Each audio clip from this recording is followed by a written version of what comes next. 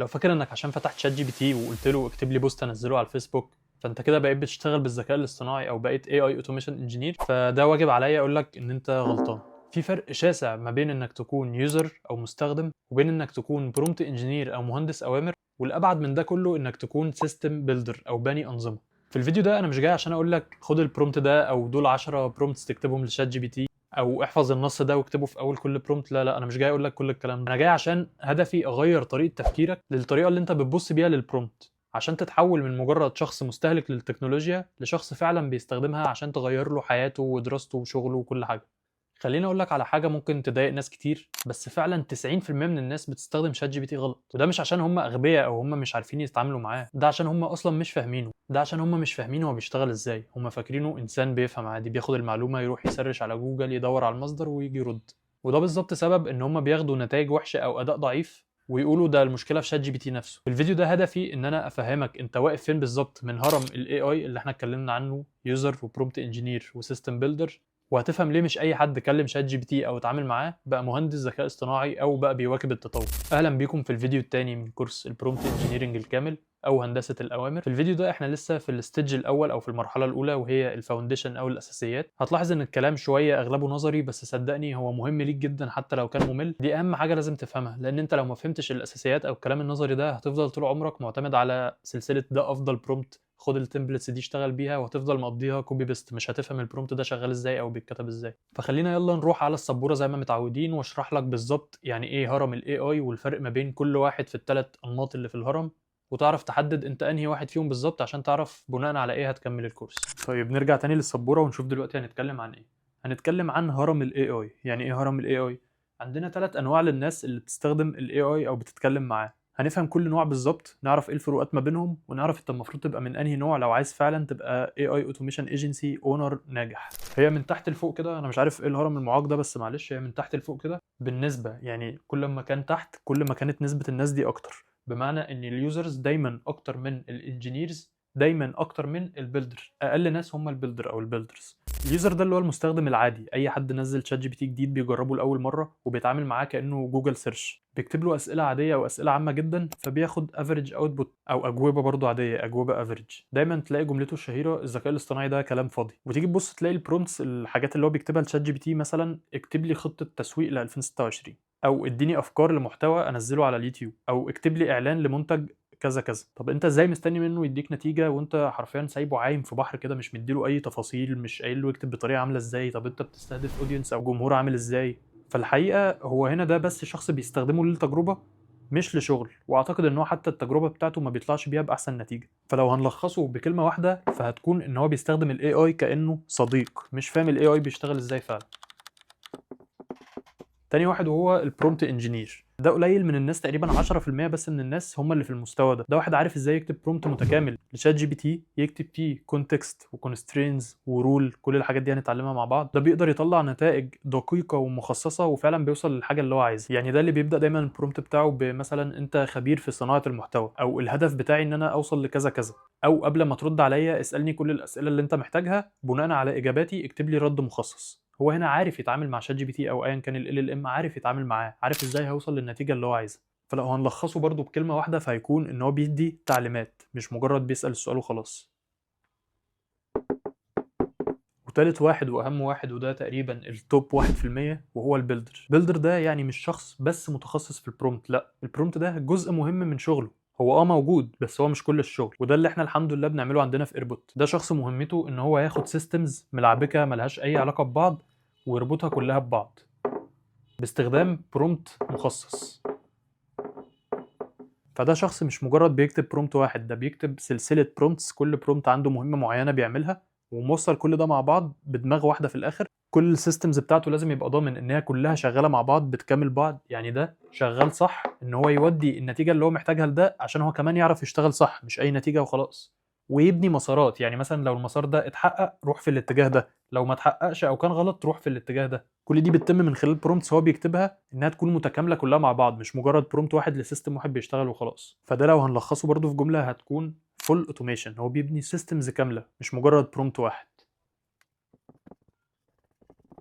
كده احنا شرحنا الهرم بتاع الاي اي، فهمنا الثلاث مستويات. كل واحد دلوقتي عنده تاسك ان انت الورقه والقلم اللي معاك من اول الفيديو عايزك تكتب انت شايف نفسك في انهي مستوى بالظبط، بس تكون صريح مع نفسك عشان ده هيفرق في تعلمك وتكميلك للكورس بعد كده. طيب دلوقتي انا عايز اشرح بقى بشكل تفصيلي اكتر الفرق ما بين البيلدر والبرومت انجينير اللي احنا كتبناهم في الهرم اللي فات. فانا عايز اشرح لك الموضوع ده اكتر عشان تبقى فاهمه. ببساطه البرومت او كتابه البرومت دي هي الوسيله مش المهاره نفسها. الوسيله هي البرومت، المهاره اللي احنا عايزين نتعلمها او نوصل لها في الاخر هي الاي اي اوتوميشن، وده بحر كبير. البرومت جزء منه بس هو تقريبا اهم جزء فيه. الفرق مثلا عامل زي واحد كودر او حد بيكتب كود وسوفت وير انجينير. هما الاتنين بيعملوا كود عادي، بس الكودر ده يقدر يعمل تاسك واحده، يقدر يعمل حاجه معينه، انما ما يقدرش يبني سيستم كامل زي السوفت وير انجينير. يعني ده نسخه مطوره من ده. نفس الكلام هنا، البرومت انت لازم تطور نفسك، تفهم حاجات تانية وسكيلز تانية جنبه عشان تقدر ببرومت تبني سيستمز. فمثلا ابسط حاجه او ابسط سيرفيس بنقدمها اللي هي الكاستمر سبورت اي اي ايجنت، اللي هو بيقوم بدور موظفين خدمه العملاء وبيرد على كل الاسئله والكلام ده كله. هو 50% منه برومت، يعني هو تقريبا 50% من السيستم او نص السيستم بالظبط عباره عن البرومت الاساسي. لو البرومت فيه حاجه غلط هتلاقي السيستم ماشي غلط. وال50% الباقيين هم بقيه اصلا الاي اي اوتوميشن. عندك النولج بيس، ودي الايجنت مش هيشتغل من غيرها، دي اللي هي قاعده البيانات عشان الايجنت يبقى فاهم الشركه دي بتتكلم عن ايه والتون او نبره الصوت بتاعها ايه. البوليسي او مثلا سياسه الشركه دي برضو حاجه جزء لا يتجزأ من كل كاستمر سبورت ايجنت. مهم يبقى بيعمل اسكليشن او ان هو بيدي او بيفوض الموضوع لشخص بشري، يعني لو هو ما عرفش يحل التاسك دي بشكل كويس لازم يروح يديها لشخص بشري. مهم يبقى في داشبورد او اناليتكس عشان تقدر تتابع بالظبط الشات بوت او الايجنت رد على كام عميل، هل حللوا مشكلته ولا لا، محتاج يتطور في ايه السيناريوز المختلفه. فكل الكلام ده اللي هو اصلا حتى قبلهم بيبقى فيه تخطيط كده، وبتقعد كده تعمل برين ستورمنج تشوف انت عايز توصل لايه في الاخر من الاوتوميشن ده او من الايجنت ده. كل اللي انا بشرحه لك ده ممكن يتعمل كورسز عليه مختلفه، انما البرومت ده هي حاجه واحده من السيستم ده. مهم عندي جدا تكون فاهم النقطه دي. طيب دلوقتي احنا عايزين نفهم ازاي الاي اي بيفهم. احنا ادينا نبذه عن الموضوع ده في الفيديو اللي فات، وقلنا ان الذكاء الاصطناعي مش ذكي، هو بس عنده سيستم كبير قوي من الاحتمالات ومن الداتا اللي هو متدرب عليها قبل كده، فبيشوف الاحتمال لكل كلمه اللي بعدها ايه. الموضوع ده بيتم من خلال حاجه اسمها النيورال نتوركس، اختصارها ان ان، وهي الشبكات العصبيه اللي هي اصلا في دماغنا احنا كبشر. في مخ الانسان عنده شبكات عصبيه بيفكر بيها، بيعرف يوصل منها لنتائج. فالفكره ان البشر او مطورين الذكاء الاصطناعي حبوا يعملوا محاكاه للسيستم اللي جوه دماغ البشر في آلة أو في ماشين. طبعا موضوع النيورال نتوركس كبير ومعقد فأنا مش عايز أدخل في تفاصيله قوي، بس اللي عايزك تفهمه إن الباترنز أو الأنماط اللي ال AI متدرب عليها فهي فيها احتمالات كتير جدا. فهي فعلا شبكة زي ما هي اسمها الشبكات العصبية، فهي فعلا شبكة، كل احتمال بيبقى ليه عدة احتمالات تانية. وال AI بياخد الكلمة بيفلترها وبيعديها على فلاتر عشان يشوف ايه الكلمة المناسبة يحطها بعدها. فمثلا انت لو بتتكلم مع شات جي بي تي وقلت له انا حاسس ان انا مخنوق جدا، هيرد عليك بكلام تحس ان هو ثيرابيست قاعد معاك، هيقول لك انا فاهمك وعارف انت حزين ليه وهنحاول نحل الموضوع مع بعض. هتقرا الكلام هتحس بمشاعر، بس عايز اقول لك ان هو حرفيا ما عندوش مشاعر. هو شايف كلمه مخنوق دي ما يعرفش اصلا ايه احساس الخنقه، هو مش حاسس بيك، هو بس متدرب على الانماط اللي عنده ان كلمه مخنوق دي لما يجي يبص على الاحتمالات بتاعتها هيلاقي ان ليها علاقه مثلا بدكتور نفسي، بثيرابيست، بكلام عاطفي. فيبدا يشوف انت مخنوق من ايه لان انت اكيد هتكون حكيت له، يبدا يرتب الكلمات ورا بعض. فهو بالنسبه له الموضوع عباره عن سلاسل كلمات ورا بعض، هو مش احساس، مش حاسس بيك. وده اهم ميزه بتفرقنا ما بين البشر وما بين الاي اي.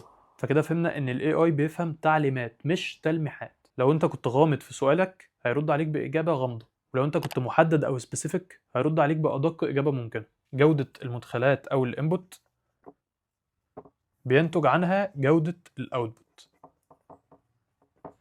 كل ما كان الانبوت عالي محدد في تفاصيل كتير، عارف انت فعلا بتتكلم مع الاي اي ازاي، عارف هتوصل له المعلومه ازاي، وعارف اهم حاجه عارف هو بيفكر ازاي، عشان كده احنا مركزين على النقطه دي.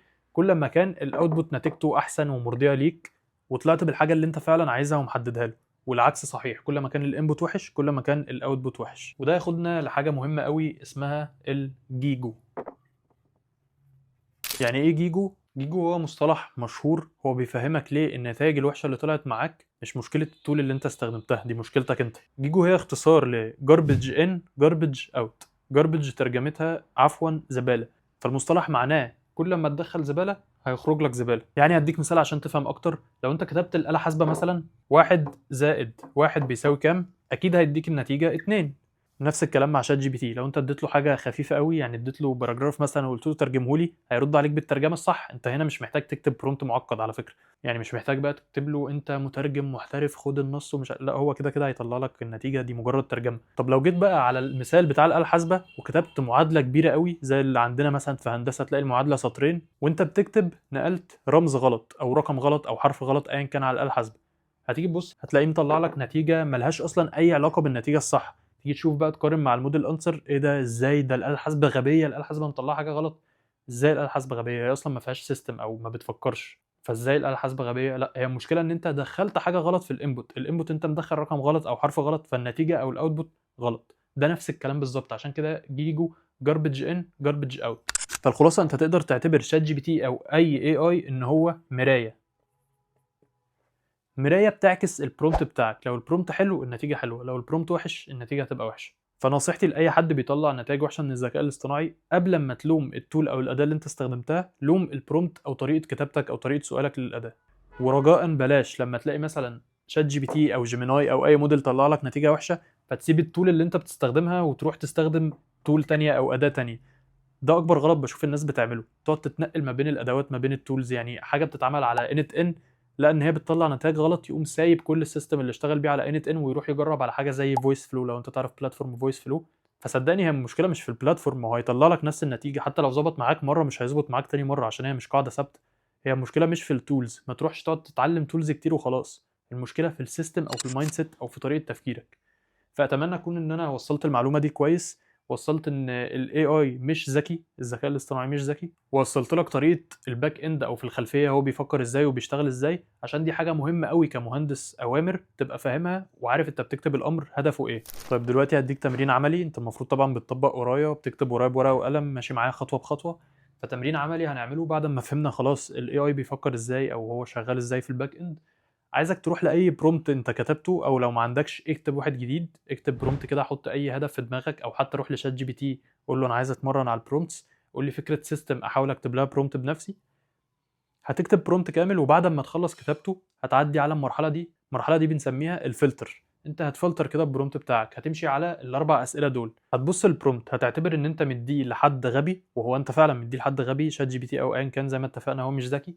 بعد ما تقراه اسال نفسك، هل لو الحد الغبي ده قرأ البرومبت هيفهم انا عايز ايه، عايز اوصل لايه؟ تاني سؤال، ده لمين اصلا؟ يعني مين اللي هيستخدم الكلام ده، هيوصل لمين؟ مهم قوي تبقى محدد التارجت اودينس بتاع الكلام ده. تالت سؤال، الشكل ايه او شكل الاجابه اللي هتطلع ايه؟ هل انا عايز جدول، انا عايز ليست، عايز كلام مختصر، عايز كلام مشروح؟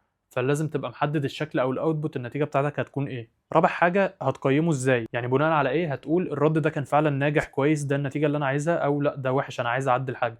ايه الحاجه اللي انت هتقيم بناء عليها؟ بعد ما تفلتر البرومبت بتاعك تشوف بناء على الاسئله دي انت محتاج تعدل ايه، وبعد كده تجرب النتيجه قبل ما تعدل بالاسئله دي وبعد ما تعدل، وقول لي في الكومنتس لقيت فرق فعلا ولا لا. طيب دلوقتي انت ظبطت المايند سيت بتاعتك، فهمنا احنا فين وعايزين نوصل لايه. في الفيديو الجاي هكلمك يعني ايه اصلا برومبت انجينير، يعني ايه مهندس اوامر، هل دي فعلا وظيفه وبيشتغل في شركات وكده ولا ده مسمى احنا اللي طلعناه. لو انت فعلا حابب السلسله دي ومستفيد منها فما تنساش تعمل لي سبسكرايب عشان يوصل لك كل الفيديوهات الجايه، وتدوس لايك للفيديو عشان ينتشر اسرع، واكتب لي في الكومنت انت شايف نفسك انهي واحد من الثلاث انماط في سيستم او هرم الاي اي وعايز توصل لايه. وطبعا كالعاده هتلاقي الديسكريبشن فيه كل اللينكس اللي انت محتاجها، ولو انت صاحب بيزنس تقدر تحجز استشاره مجانيه معانا، او لو انت طالب بيتعلم وعايز خطه بالظبط مخصصه ليه، او عايز ينتقل من البوينت اللي هو عالق فيها البوينت تانية، فبرضه هتلاقي استشاره مدفوعه معانا. واشوفكم ان شاء الله في الفيديو الجاي في السلسله.